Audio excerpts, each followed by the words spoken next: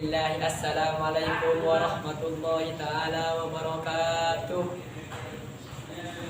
Alhamdulillah, alhamdulillahi rabbil alamin, wa bihi nasta'inu ala umuri dunya waddin, wassalatu wassalamu ala asrafil anbiya'i wal mursalin, sayyidina wa habibina wa syafi'ina wa maulana Muhammad, amma ba'd. Yang pertama-tama, marilah kita panjatkan puja-puji tasakur kita atas kehadirat Allah Subhanahu wa Ta'ala yang mana telah melimpahkan rahmatnya sehingga kita bisa berkumpul di tempat yang insya Allah penuh barakah ini. Amin amin ya rabbal alamin. Kedua kalinya, salawat dan salam selalu tercurah limpahkan kepada Nabi kita, Nabi akhir zaman, yakni Nabi Muhammad sallallahu alaihi wasallam. Allahumma sholli ala Muhammad. Yang saya hormati pimpinan Pondok Pesantren Nasihatul Tulab, yakni Kiai Haji Muhammad bin Muafi beserta keluarga besarnya alladzina samina wa ta'na. Dan yang tak lupa pula yang saya hormati jajaran asatid dan para guru-guru yang ada di naungan Nasihatul Tulab ini, serta yang tidak bisa saya sebutkan namanya satu persatu, namun tidak mengurangi rasa rahmat dan cinta saya kepada beliau hadirin. Berdirinya saya di sini akan menyampaikan pidato yang berjudul Mimpi dan Harapan. Semua orang pasti mempunyai mimpi. Mimpi apa? Bukan mimpi tidur hadirin. Mimpi yang besar seperti cita-cita. Mimpi kalian ingin menjadi dokter, cita-cita kalian ingin menjadi akpol, namun kalian tidak pernah berusaha untuk mencapainya hadirin. Kiai Haji Muhammad bin Muafi berkata, bermimpilah setinggi langit, asalkan bukan mimpi tidur hadirin. Karena kenapa? Karena kalau mimpi tidur, kalau sudah bangun mimpinya hilang. Karena kalau bukan mimpi tidur, bermimpilah setinggi langit. Karena kalau kalian jatuh, pasti jatuh di antara langit-langit tersebut hadirin.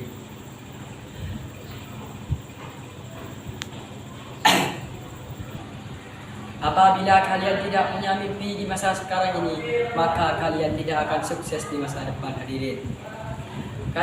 Apabila kalian mimpi kalian kecil, mimpi kalian tidak ada sama sekali, itu sama halnya hidup kalian tidak akan berguna hadirin. Ada 5 cara untuk menjadi orang yang sukses hadirin. Yang pertama, giat belajar. Yang kedua, memperdalam belajar. Yang ketiga, diiringi dengan usaha. Yang keempat, didoakan orang tua. Dan yang kelima, tidak lupa berdoa kepada Tuhan yang menciptakan alam semesta.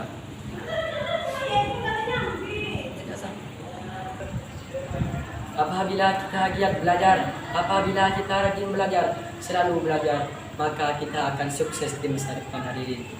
Namun, tidak semuanya orang belajar itu sukses.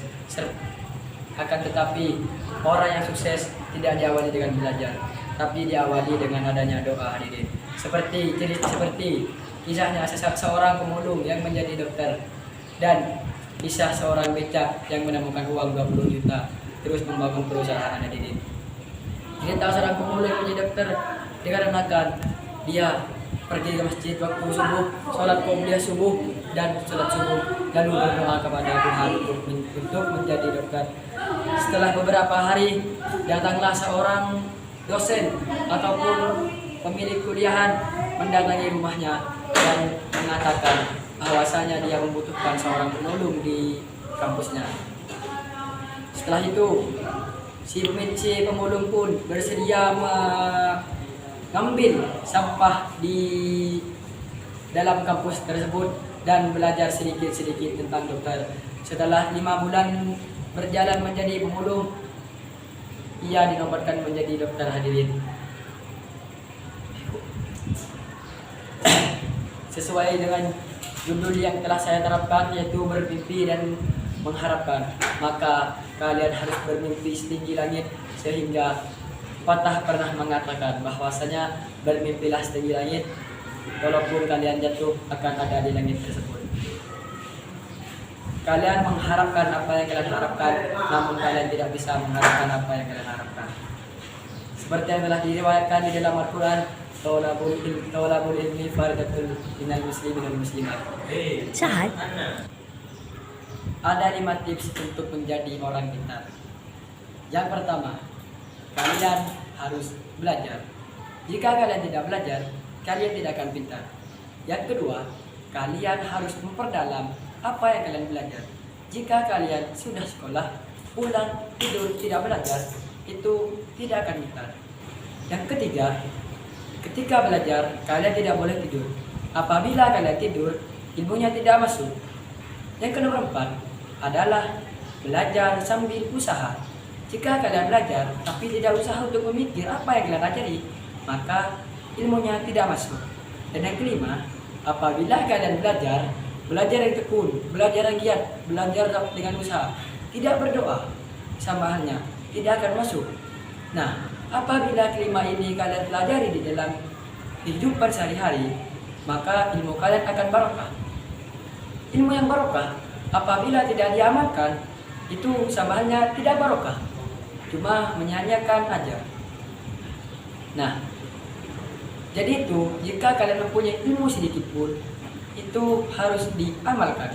Seperti halnya kalian di sekolah belajar najis, terus di masjid ada najis sama kamu tidak dibersihkan, itu tidak boleh, hukumnya muhal, sunnah.